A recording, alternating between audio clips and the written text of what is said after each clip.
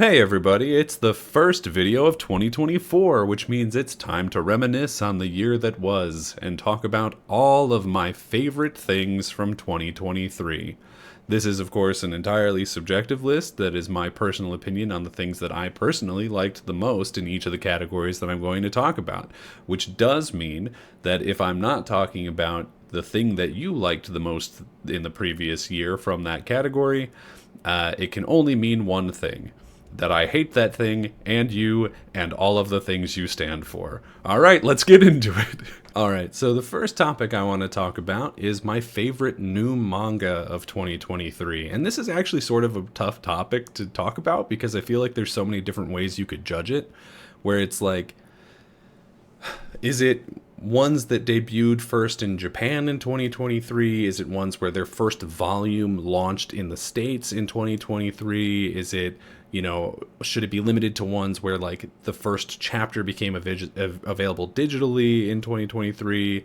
Or like, there's just so many different ways to look at it that it's hard to sort of pick what it is. So I'm not taking it too seriously as far as that's concerned. But I do want to start with some honorable mentions.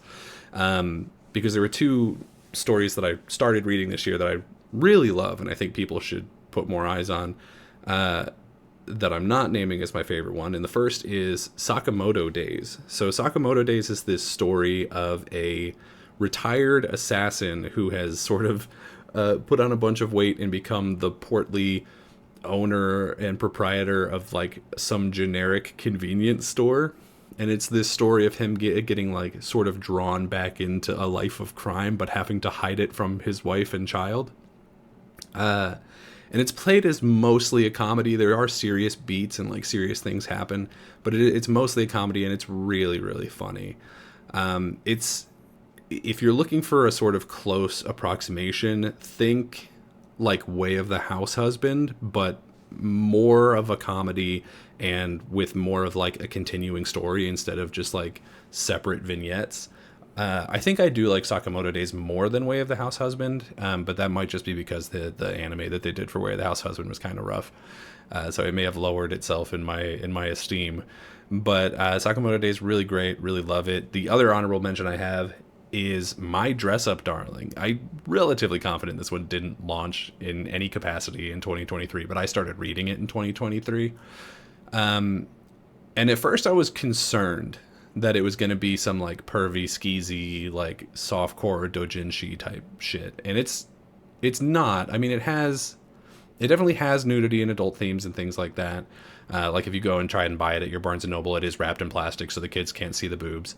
But it's not like that. It's really more of this very sweet love story about these two characters who sort of grow together over their shared love of dressmaking and cosplaying and just their very specific hobbies being very compatible with each other, and that giving them a venue to get to know each other. And it's a really sweet story. I'm about 3 volumes in. I own 3 volumes and I've read like another 2 chapters past that. And it's really sweet. I think that it's relatively popular. I remember people talking about it for a while, but not in like bigger circles. So I wanted to put a little bit more shine on it. It really is a very sweet story. So if you were concerned that it was going to be pervy, I was too. And it has aspects of that, but for the most part, it's just a really, really great story. But for me, the best new manga of 2023 is actually one that I read relatively recently. A friend of mine got me the first volume as a gift, and that's Don Da Don. I think it's supposed to be like an onomatopoeia for like Don Da Don, like the like that sound effect of like showing something off or like I've done it, like that sort of thing, which is fitting because the story revolves around these 2 kids. One called Momo Ayase, who believes in ghosts and spirits and like the paranormal world. And the other one is Ken Takakura, who is called Okarun for the entirety of the 2 volumes that I've read. And he believes in like cryptids and UFOs and that sort of more like scientifically based sort of folklore, if that makes sense. And it starts with them sort of butting heads because they both believe in their very separate things but don't believe in the other one's thing, and they have to like prove to each other that the other one exists. And it's really really fun. It's incredibly funny, and the art is really good, like surprisingly, just because of like, and I say surprisingly because of like how sort of silly and jokey it is. You wouldn't expect it to also have really great art, but it does. It's kind of beautiful, honestly. It's the best way I can describe it, if I had to give it like just a one sentence like descriptor, is it's a Saturday morning cartoon for adults. Is the best way I can think about it. It has that vibe of like it's gonna be kind of a Monster of the Week type thing, like a Scooby-Doo sort of situation, but with much more adult themes. Like in the first volume, the two sort of things that they come up against are she's called Turbo Granny, and she's a spirit of a older woman who runs really fast. That's where the turbo comes from, if you couldn't have guessed. And she curses people by stealing their penises, which is exactly as stupid as it sounds. And like they play it mostly as a joke, but also as like a problem. They don't really get into like the weeds of it. They just play it as mostly funny. And then the other thing that they come up against is a group of like aliens who are also sex pests and are trying to find new ways to procreate. It sounds, when I say it that way, it makes it sound so much worse than it is, but just you have to take my word for it. It's incredibly funny. They don't play it in like a creepy, skeezy way. It's just really, really funny. And I love all the characters, and I love the direction they're going. The relationship between Momo and Ken is really great, and the grandma character, who was introduced late in the first volume, has so many like interesting quirks and things about her. I'm super excited to see where this story continues to go. It's the thing that I am the most excited about coming out of reading just a bunch of manga this year, and I highly recommend that all of you also read it. In no particular order, the second category I want to talk about is my favorite film of 2023. I'm not the biggest film guy on the planet by any stretch of the imagination. You know, I'm not that guy who goes to the movie theater every month or every week. I have friends who are that, and they are much bigger cinephiles than I can or will ever be. So all the things I'm going to talk about here are going to be very much nerd movies, because those are the kind of things that I go and watch because I'm a nerd. So if you're a big cinephile, you may find my choices pedantic, but whatever, here we are. I want to start with some honorable mentions, and the first of which is Guardians of the Galaxy Volume 3.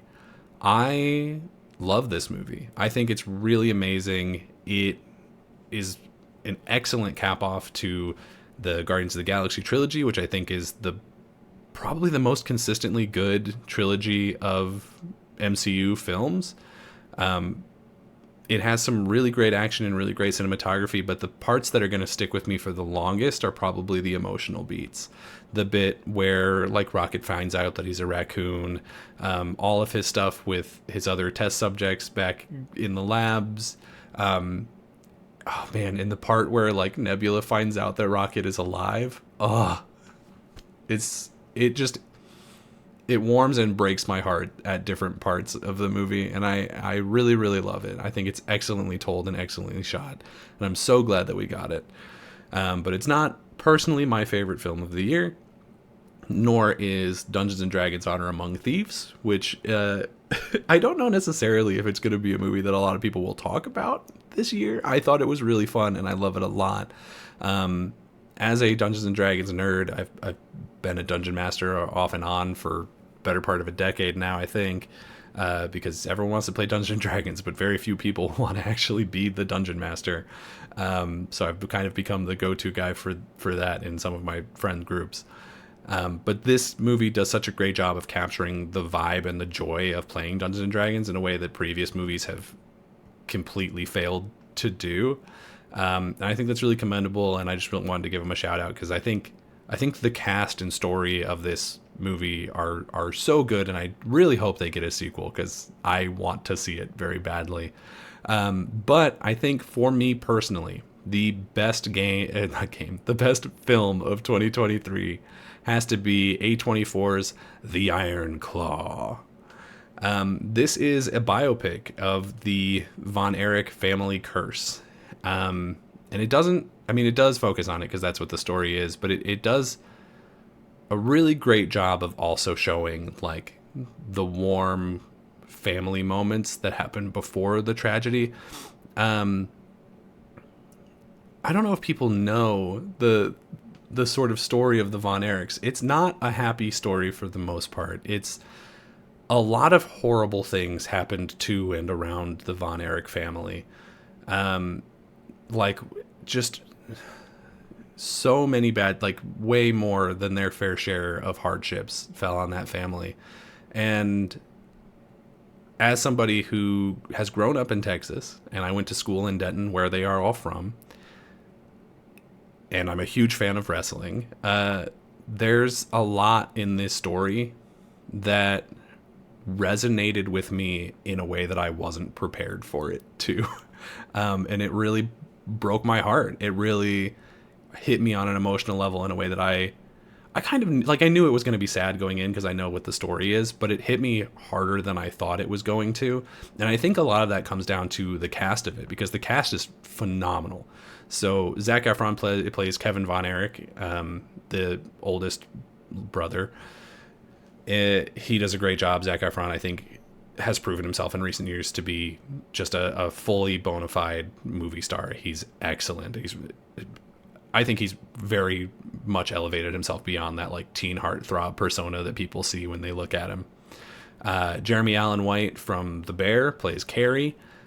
He's great in this. I mean, if you've seen The Bear, you know he's a good actor. He continues to be a good actor in this. Shocker.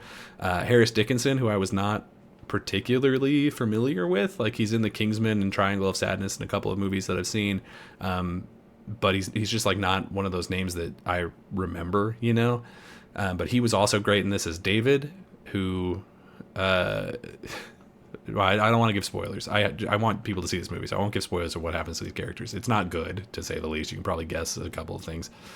And there's Stanley Simmons, who plays Mike, who I think this is like his first big role. I looked through his IMDb and I didn't really recognize anything that was in there, and the things that I did, he was like very bit roles in. And he's really excellent at this as well. I mean, it's hard to shine when you're next to Jeremy Allen White and Zac Efron, but he did it. I think he did a really excellent job in this movie. And stand out for like supporting actress goes to Lily James. I don't know if people are sleeping on her or what. I also went through her IMDb. If you don't know, she's the girl from like Baby Driver or Yesterday. She's excellent. I think I've liked her in everything that I have ever seen her in, and yet I don't think that she's had any like huge roles yet. I guess Baby Driver is probably the closest because that one was like nominated for awards and stuff, but I don't know if her aspect of it was what was really looked at as the positive part of that movie. But she's excellent, and she continues to be excellent in this. The casting of this movie was phenomenal. Like, they knocked it out of the park. They look the part, and they're all phenomenal actors, and I loved it. They do such a great job in this movie of showing you all of the tragedy without making it the focal point of the movie, if that makes sense. Like, well, I mean, that's not describing it well. In the first act of this movie, they have the tragedy sort of on display in the background, or the things that are going to cause the tragedy.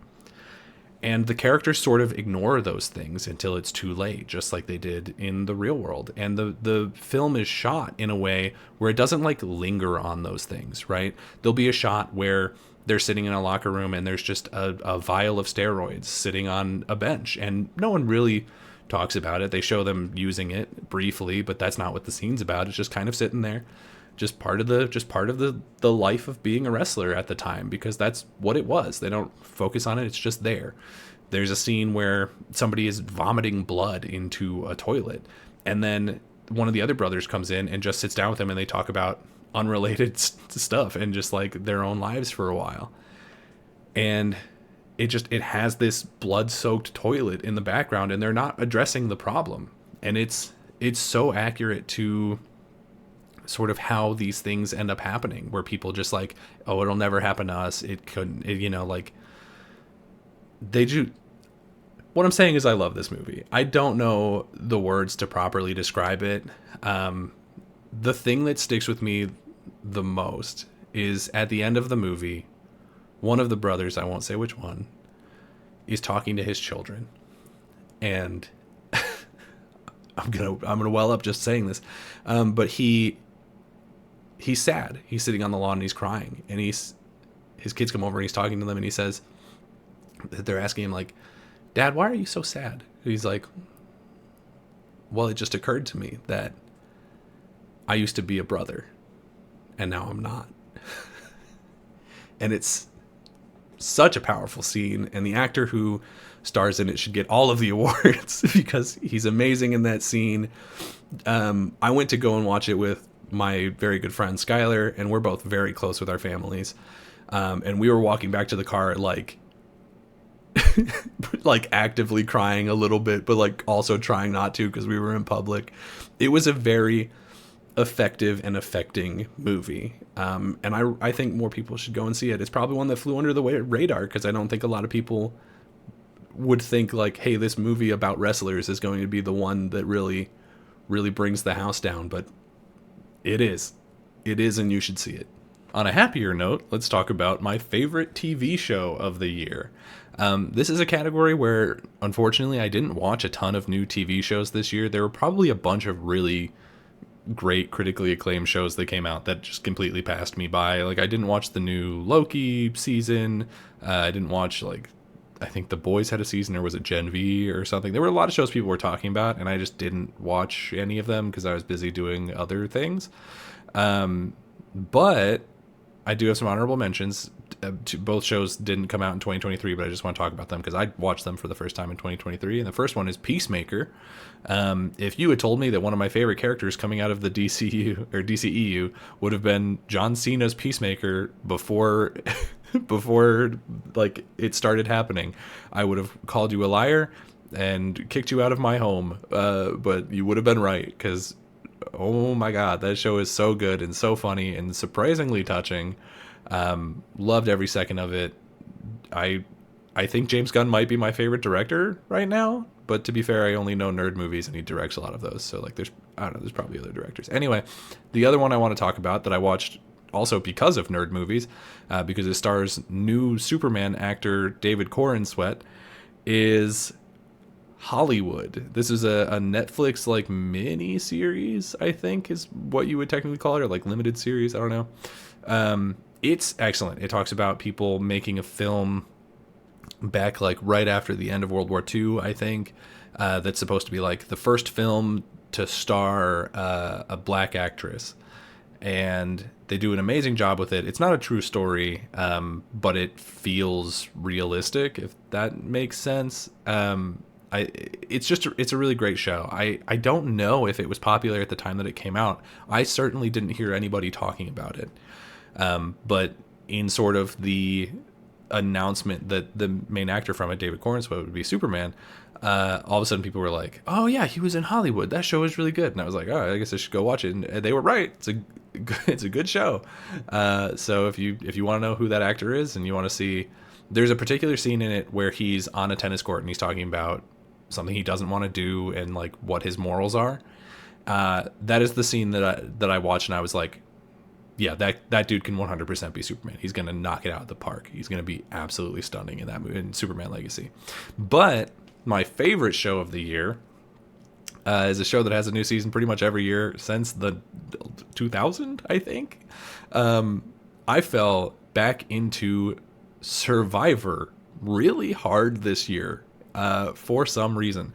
I used to watch it as a kid all the time with my dad. It was like one of our big bonding shows, is we would watch it together and be like, oh, that guy sucks, oh, we could do better than that. And I'm sure we couldn't, but whatever. And I rewatched a lot of the old seasons. I watched all the way back up through China, which is I think season like 14 or something. And then I watched the newest season, and that's where I really fell back in love with the idea of Survivor. Survivor 45 is got to be one of, I mean, I guess I haven't watched most of the seasons, but it has to be one of the best seasons that show has ever seen. It was excellent. And I think a lot of it comes down to they had a phenomenal cast this year or this season. I could think they do more than one a year if I'm honest. But there was Caleb, who had one of the best Survivor moments that I've ever seen, and I've seen people in the Survivor community sort of agree with that statement. He, I won't spoil it because I want you to go watch it. It's a really good show. You should be watching more reality shows because it turns out some of them are really fun. Emily had this huge turnaround where at first I was kind of like, I don't know about this girl. And then by the time we were getting closer to the end of the season, I was like, I don't know. I really like this girl. I hope she wins. And, I don't think there's anybody in this show who didn't bring it. Like there was nobody on this show that I think was a dud. Like the people, there's other standouts. I think like Jake and Katura and Kelly and Bruce. Like there's so many really fun characters on this. The only one that you could maybe say didn't really hold up their end of the bargain was there was someone who quit on the first tribal council. But from a narrative storytelling perspective, I think having somebody quit just makes what the rest of them are suffering through feel that much more real and palpable. And I know they don't do that on purpose because I'm sure they don't want to waste a slot on somebody who's going to quit. But it was effective. It definitely made everything feel a lot more real. And I certainly really appreciate it. Also, apparently this was the first season where they had 90-minute episodes. I guess they were doing hour-long episodes up until this, but because of like the actor strike and stuff, they had more airtime that they needed to fill, and so they had 90 minutes. And so we get to see a lot of these people just living on the beach and like getting to know them. We spend more time with them and therefore become more invested in them and their stories, to the point where it got down to a point where like every time someone was going home, I was like, not that person, come on, because I was just like in love with so much of the cast. It's excellent. Like Survivor 45 was so good that it genuinely kind of makes me want to like apply to be on Survivor. I don't know if that's stupid or what, but like it looks fun, but also like awful because you're on a beach and you're starving and you're cold and like you're tired. But also like, I don't know, I really want to do it. I really want to give it a shot. There's so many things that I think being on a show like that could teach you and that you could learn from it, that I think I don't know, maybe I'm crazy. Let me know in the comments, I guess.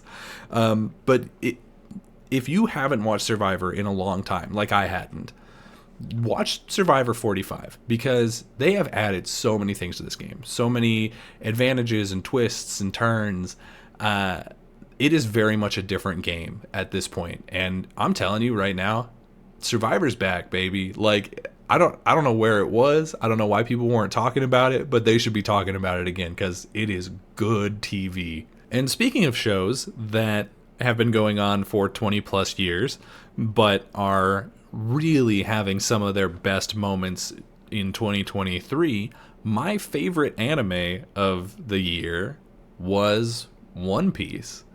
Before I get into that, I do want to go over some honorable mentions real fast. I also really loved Hell's Paradise. I thought that was a great show. A friend of mine, Randy, was telling me before the show started that she thought it was going to be huge, just based on the manga. And I think she's right. I think it's going to be really popular. I'm surprised that the first season hasn't taken off as big as I thought it would, but it is really good. That OP alone is phenomenal, and then it has a really fun story and a great art style. So I don't know, maybe season 2 will draw more people to it, but I think it's excellent and definitely deserves more of a watch. And then my other honorable mention is maybe also kind of a shallow one, but My Hero Season 6. I think Season 6 of My Hero is potentially the best season that My Hero has had. The Shigaraki fight will stand out as one of the coolest moments in that show's entire history. I really love how they've begun to make every single member of Class 1A really, really matter and feel like individual characters instead of just like, it's these 4 people and then the rest of their class. It's in Season 6, you really get to feel attached to people who I wouldn't have thought that I would ever really care about. and I think that's really great. I think having a huge cast is a challenge to make people feel attached to everybody in it. But season 6 really proves that they know what they're doing, and they hopefully had this plan from the start, because it's really paying off now. But man, that Wano finale was just too good to look past. Wano is the current story, or the story arc that ended at the end of 2023 in One Piece. It had been going on for, I think, multiple years at this point. I don't really remember. It's all a blur. I've been watching One Piece like off and on since it started, so I don't really remember like what happened when in terms of like the real timeline. But Wano is probably my new favorite arc of the entire show, and I think with good reason.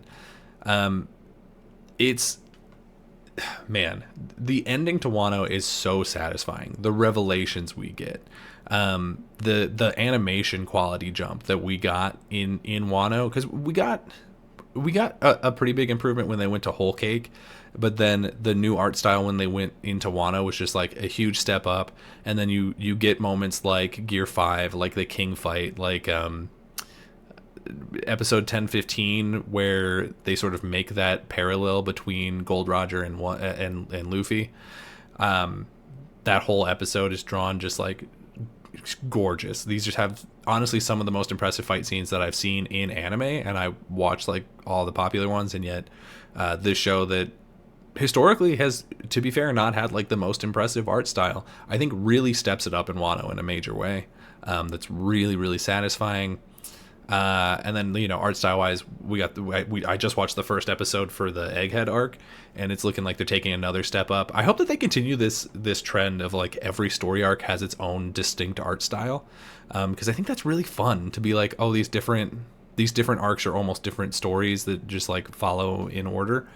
And giving them unique art styles that fit the vibe of what that arc is, I think is really great. I think that's a really good idea, and I hope that they like go back and do that for previous arcs and like re-release them, because that'd be awesome. I also want to avoid spoilers here, but like honestly, if you're in the One Piece community, you probably already know them, because like if you've watched, what are we at, like 1,080 episodes of a show, then like, man, by now you're in. You know what I mean? If you haven't started yet, now's a great time to start. We're going into the final saga, which is only going to be like another, 500, 600 episodes or something. But it's really good. It's here's the thing about One Piece. It only gets better. And the reason for that is because you get out what you put in, right? I've been watching for off and on for like 20 years. And because the cast is so lovable and so endearing, it's just the more time you spend with them, the more invested you get in them, and you start really caring about like the politics of the world and like the supporting cast and all of these other characters, to where like there are characters who show up like once every 200 episodes, and yet every time like Shanks shows up, I'm popping off, because it's like, that's my boy, that's Shanks, what? Like it's such an amazing show that I don't think there's any other show that captures that form of long form storytelling better than One Piece has. I know that it's like a joke of like, oh, you have to, put in a 40-hour work week to catch up to One Piece. You really don't. One of my coworkers has caught up just about in the last like 6 months, and I mean, he's been putting in hours, but you don't need to catch up that fast. Just like, watch it at your own pace and catch up when you catch up. You don't need to be there at the exact moment that everything is happening, but it's an absolutely phenomenal story. It's one of my favorite things, period. I have so much time and investment and love into this series. When it ends, I'm going to be devastated. But damn, I love One Piece, and the ending to the Wano arc felt so gratifying to me that I could not... There was no universe in which I could name any other anime as having been better this year. This might be kind of a weird category for some people. It's not a media that tends to get a lot of awards. But I want to talk about my favorite podcast of 2023. if you don't know, work in a warehouse effectively. So I have like 8 hours a day that I am just walking around doing inventory stuff and listening to podcasts. And for that reason, I listen to a lot of podcasts. So I've got opinions on a lot of the things that have been popular. And I think in 2023, the best new podcast, absolutely, hands down, no question, is Worlds Beyond Number. This is it's a D&D podcast. You guys know I love my Dungeons and Dragons. But this elevates it to a whole new level, baby. Takes it from like actual play D&D podcast to radio drama. This is something that you are going to listen to, and you are going to be enraptured by every single action and every single story beat. It is that good. And again, like so many of the other things before it in this list, I have to give it out to the cast. The cast of this show is excellent. Number one, Brennan Lee Mulligan is the Dungeon Master. If you're not familiar with Dungeons & Dragons, that means that he's the narrator and he does the voices for every other character that the players are not playing, which sounds like it would get redundant, but he actually is really good at doing different voices, and you could definitely tell them apart. Don't worry about it. He's phenomenal. My favorite character that he plays is the Fox. I don't really want to get into it too much, but that little fucker is the cutest new character of this year in any medium anywhere, and I love him so much. If anyone hurts that fox, we will immediately have beef. That's all I'm saying. Okay, I love that boy. Then you've got Lou Wilson, who plays Ursulon. He is incredibly funny, just so funny. And he plays this like big, tough guy, but I would actually say that his character is more defined by his vulnerability. There's this one moment he has where he's in the bay. If you've listened to it, you know what I'm talking about. He's talking to a very big character, and it is one of the most impactful moments of the entire show, and it is one of the most impactful moments that I have experienced this year. And it's maybe a character that you wouldn't have expected it from, but it is excellent. He does a really great job. You've got Abria Iyengar, who plays Suvi.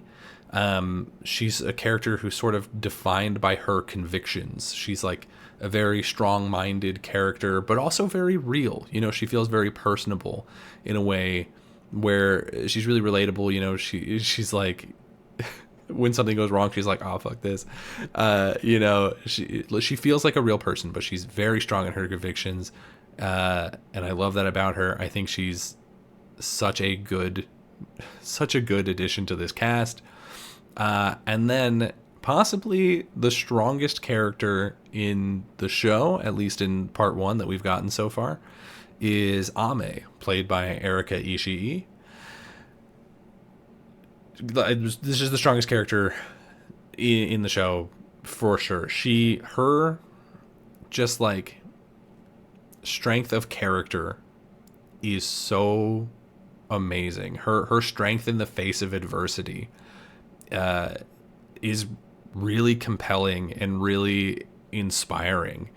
But she's also this like little troublemaker and really heartwarming, like lovable little goofball, and it's so great. It's such a great story, told super well, and all the people who are in it have amazing chemistry, because I think they're all just like really close friends outside of the show. I think that I know that they've worked together before. I think they were all on like Dimension 20 and stuff like that, like Dropout type stuff.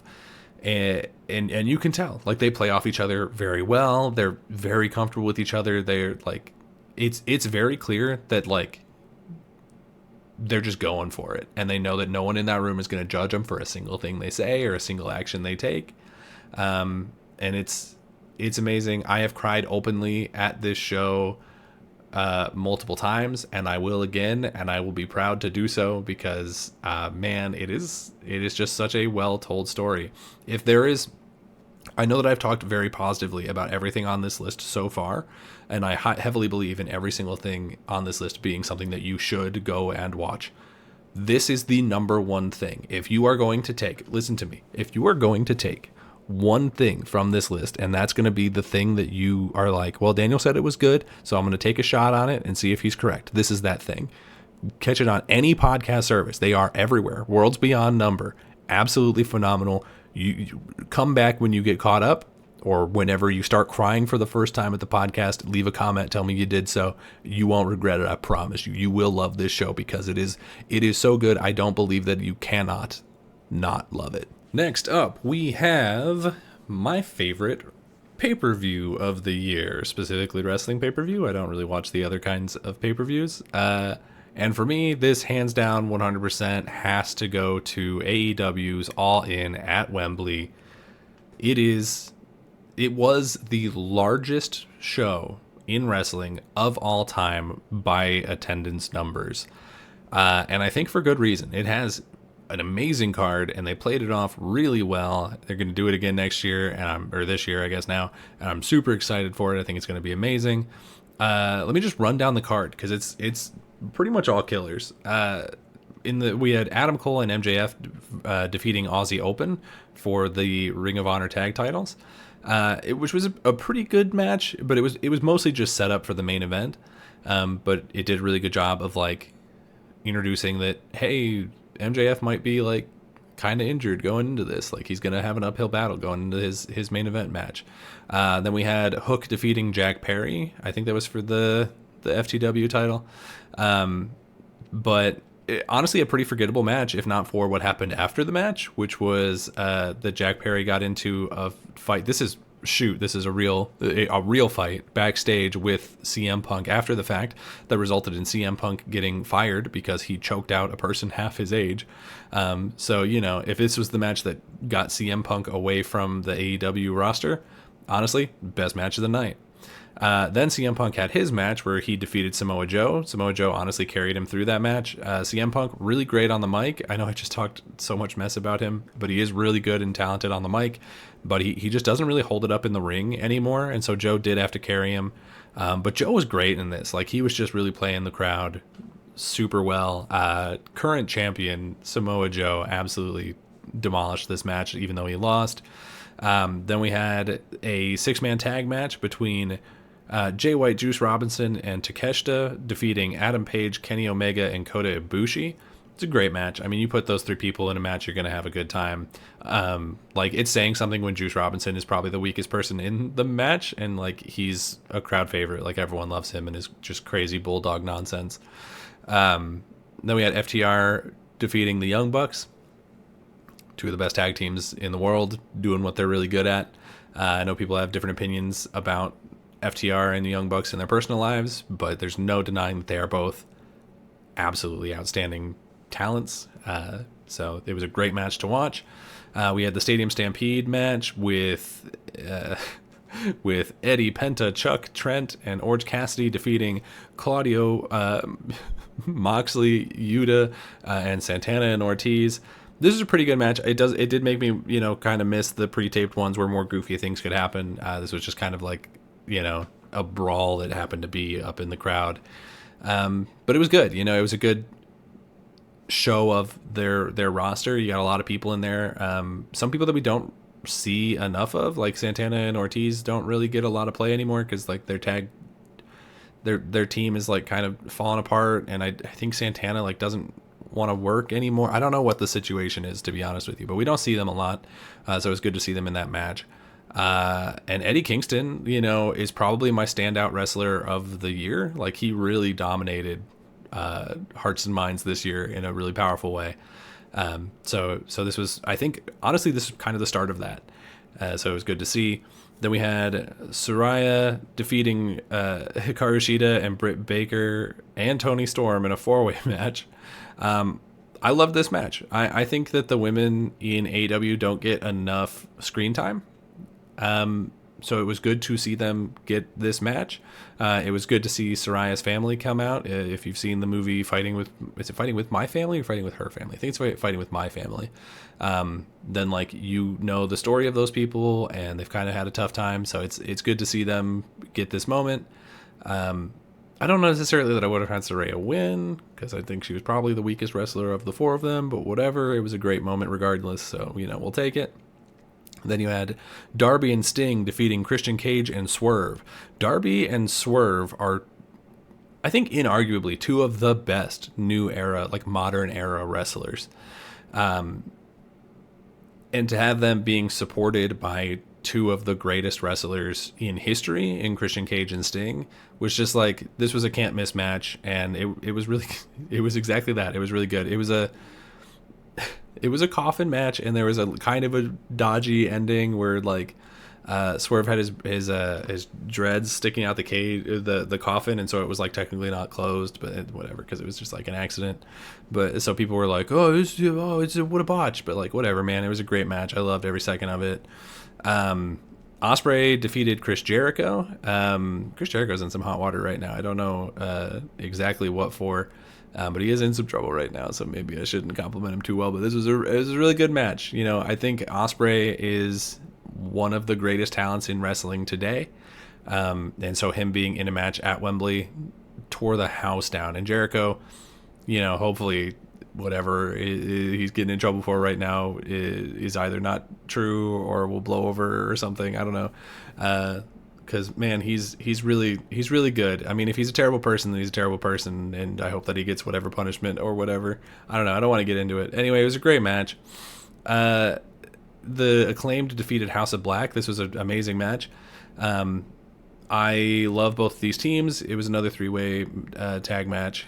It had a really amazing tribute to Bray Wyatt at the beginning, because this pay-per-view was, I think, only a couple days after my favorite wrestler, Bray Wyatt, passed at a very surprisingly young age. Just like really shook up the whole industry. So it was nice to see, you know, the Fireflies come out at Wembley for him. That was, man, that was a really powerful moment. And I loved having that.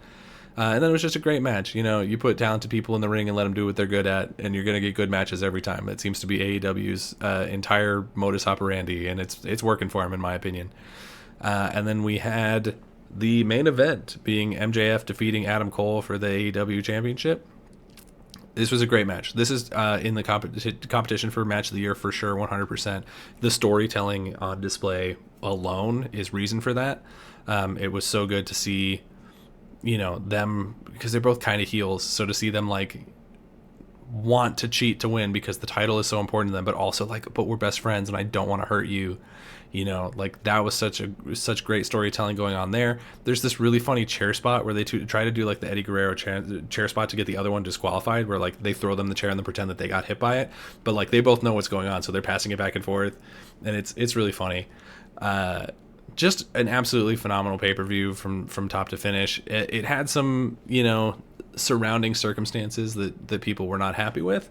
I'm glad that it seems to have been the end of the bad backstage energy at AEW, or at least the majority of it. Like, there's always going to be people who disagree in any company. But, you know, at least no one's choking out someone half their age anymore. So, you know, I think this is a really good pay-per-view for everybody involved, and I really look forward to what they do at All In next year, which is apparently going back to Wembley, and I think they'll one-up it, because honestly there were a lot of people who couldn't be here because they were like injured and stuff. So really only up to go, but even so, this was the best pay-per-view of the year. Next up is my favorite comic book of the year. This year I read a bunch of comic books because I'm still doing research for my DCEU rewrite series. I'm sorry that it's been so long since I've put out a video in that playlist. I think it's been literally a full year at this point. That's my bad. I've had a really bad year creatively. I don't want to get into it, but basically there was just like some things going on that kind of took the fun out of content creation for me, but those things are gone now. And so I have been getting back into writing, and I hope that I can get more content out to you. That's one of my New Year's resolutions, is I want to, you know, fall back in love with content creation and get more content out on this channel for you guys. Because I think I sort of, you know, I've got the fix and Xbox Factor now, and I think I focused too heavily in on those and just like kind of let this channel fall by the wayside a little bit, and I apologize for that. But anyway, for my DCE rewrite, I was doing a lot of research this year and reading a lot of comic books, and namely, I was reading a lot of Wonder Woman comic books because she's like one of the most important characters in the DC universe, and yet I didn't really know a ton about her. I hadn't read a lot of her most famous comic books, and so that was something that I wanted to correct this year.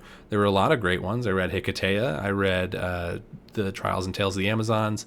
I loved all of those, but I think the one that stands out to me the most is probably Wonder Woman Historia. Wonder Woman Historia is, first of all, I mean, the number one thing that's going to stand out to you the second you open up that book is the art. The art is stunning, right? I think it's one of the reasons why it really took off was people, because it was really big on my timeline for a long time, is why I ended up reading it. And I think the art is a big part of that. It's gorgeous. The way they draw and actualize the gods and goddesses is very unique in a really great way. And it tells also a really great origin story, not just for Diana, but for the Amazons as a whole. It kind of focuses more on Hippolyta or Hippolyta, depending on how you want to say it. I think it's Hippolyta. That's how I've always said it. But it tells this great origin story from like a mythological standpoint. And I really love it. It does start kind of rough. When it started out, I thought I was worried that they were going to just make it a story of these women being kind of victims, which I understand that the victimization of women is a very important thing to the story of the Amazons. It's like a huge part of their backstory, and unfortunately a big part of history. So it's an important aspect of it. I completely understand that. But what I love about this story in particular is that they elevate beyond that into it being really more of a story of strength and empowerment, and showing that this sort of underprivileged, overlooked group of people can come together and can make a life for themselves. And I think they do a really great job of it. You know, it had a great group of characters that I enjoyed. Honestly, the design work on it did a lot of the heavy lifting for some of them, but I think that there's a lot of standouts, namely Hippolyta. I think she's great. Antiope, of course. Hera, weirdly, is probably like the main character of this. If I had to pick one, I would say Hera is like, she is the mastermind, and she really crushes it. I love the way they've written her in this. I don't know if this is my favorite origin for Diana, because I guess as a spoiler, they do go the direction of her being a clay baby, and I do prefer her being a demigod, which is, I don't know, maybe a hot take. So I don't know, but yeah, this is a fantastic story. Highly recommend it. If you are looking for an understanding of Wonder Woman, if you, like me, have known of Wonder Woman as a character and like are a fan of her, but have just like never taken the time to sit down and read any of her stories, this is a good place to start. You'll definitely need to pick up a lot of other things, because she's not really in it. It's an origin of the Amazons, but it's a great piece of lore for her backstory, and I highly recommend it. Well, we're in the home stretch now, which means it's finally time to talk about video games. This is the category in which I have by far the most knowledge. I am the video game guy in basically all of my friend groups. I have an obsession with this media. But before I get to my personal game of the year, I would like to talk about my favorite new to me game of 2023. This is a game that did not come out in the year 2023, but I played for the first time in 2023. And I do have a couple of honorable mentions, because I think I played a lot of games this year. I think it was in the ballpark of like 46 or something, like just shy of 50 games. So I want to mention The Quarry. I love the Dark Pictures Anthology games. I think they're a lot of fun, and I think The Quarry is probably the best one, maybe second best behind Until Dawn, but it's all the way up there. Love that cast, love that story. I think it's great. Plague Tale Requiem, another really great one. Don't want to get too much into it, but it's a really great game, really great story. I think they've really taken a big jump between Plague Tale, I think the first one's called Innocence, and this one, Requiem. They've really stepped it up in a major way, and I think, or I hope at least, that they make a third one, because I'm big fan of this series now. And then I also, for the first time, played Life is Strange Before the Storm. Life is Strange is, I think, a phenomenal video game, the first one at least. And this really captures that vibe, and you get to play as Chloe, who I think was one of the breakout characters of that year. And it's a really great game. It's fun to get to actually meet Rachel Amber, who was such an important part of the story of the first Life is Strange, despite not really being in it. So it's great to see the person behind the myth. Just a great time. But my favorite new to me game of 2023 goes to Jade Empire. This is a weird poll, maybe. You would probably have expected that I would have played this game at some point before. All of the other ones that I listed as my honorable mentions were relatively recent, but Jade Empire is from like 2004 or something. Like, it's old, and it's a BioWare RPG, a group of games that I famously love. BioWare is like one of my favorite, or at least used to be one of my favorite studios of all time. So it's weird, probably, that I have not played Jade Empire before this year. I have since rectified that, and shocker, love the game. Think it's really good. It's classic BioWare RPG. It's back from the era of when they were, frankly, good. It's from the era that I think of when I think of peak BioWare. I think this is like their second proper RPG. I think the only one they did before this was the first KOTOR, at least in that style, because they did the Baldur's Gate ones before this as well. But those are more like standard CRPGs, whereas this is kind of a different formula. But it's in that same ballpark of like KOTOR. But this is their first RPG that was in an original universe, because obviously Baldur's Gate, that's from the Wizards of the Coast Dungeons and Dragons universe, and KOTOR, obviously Star Wars. So this was their first like real swing into a brand new universe, I think. And I think they did a great job. It's really interesting to see a game dive into Chinese folklore. It's not something that we see a ton of, so it felt really fresh, even though it was really old. And, this game, it didn't hold up super amazing. There was definitely a lot of jank and a lot of like, oh, this fighting style wouldn't fly if it came out today. Like, the actual combat of the game just like doesn't feel great. But you kind of accept it for a product of the time. And I think the story is really great. I love the characters. I think in particular Dawnstar and Sagacious Zoo are like two of my favorite characters in BioWare now. I think they did great. Which that's saying a lot, because BioWare has some of my favorite characters in video games. So I really do love those characters. Just a really fun universe, I don't have a ton to say about it, because it's a pretty short, simple game in comparison to some of their more recent titles. But yeah, it's a really fun combination of Chinese folklore and like magic tech type stuff, and I really love that.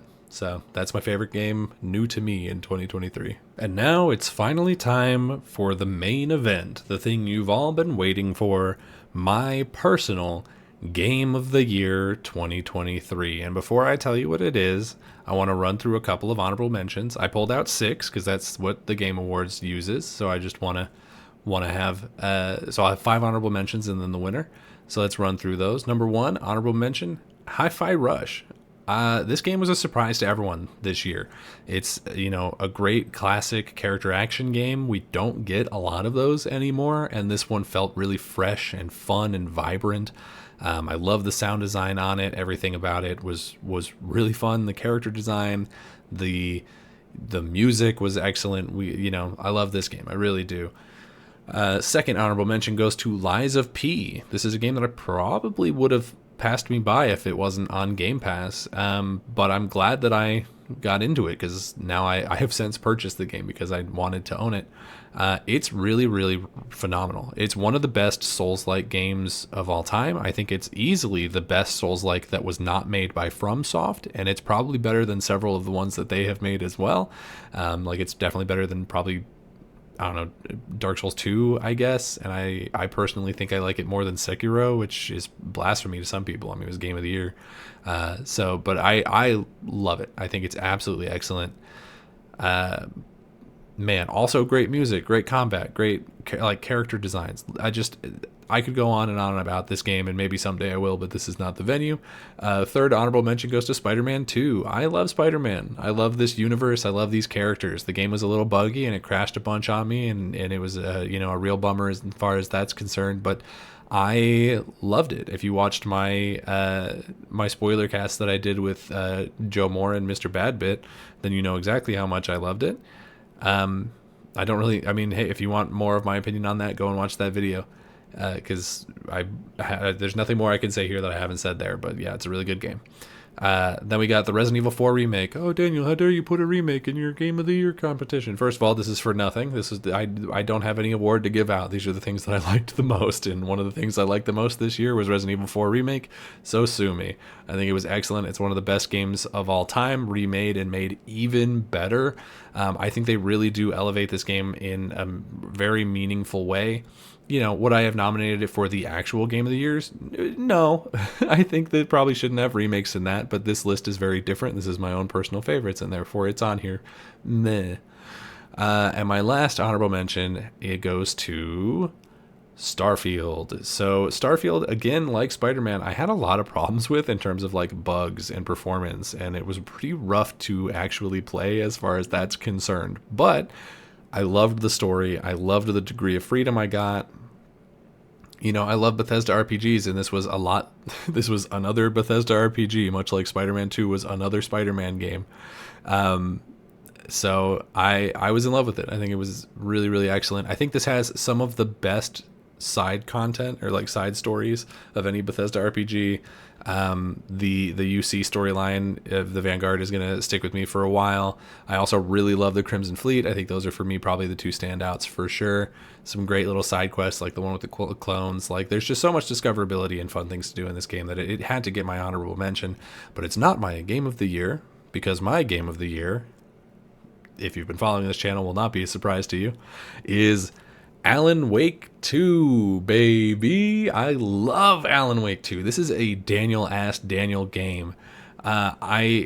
Let me just start with the first thing you're going to notice when you boot up this game, which is this game is gorgeous. This is the most beautiful and visually compelling video game I have ever played in my life. The way they render foliage and lighting and the faces, like everything is rendered to such a high degree of realism that when they add like live action snippets or they have the flashes of like live action that pop up in your face, it doesn't feel out of place because everything else looks so good that you're like, yeah, it's a little bit better, I guess. But it doesn't jump. Well, it does jump scare you, but it doesn't like push you out of the experience of being like, and now I'm looking at a real human being, because everything looks so good. Honestly, the best looking video game I've ever played. I also love the setting. This is a setting that is right up my alley. I love small town. I love Stephen King vibes. I love Pacific Northwest locales. Like this game, it feels like it was made to specifically target me, and they succeeded if that was their goal. Because damn, I love the setting of this game. The music gets top marks. Gotta love me some Old God of Asgard. The music that plays between chapters is phenomenal, and it made me want to stop and listen to the whole thing every single time.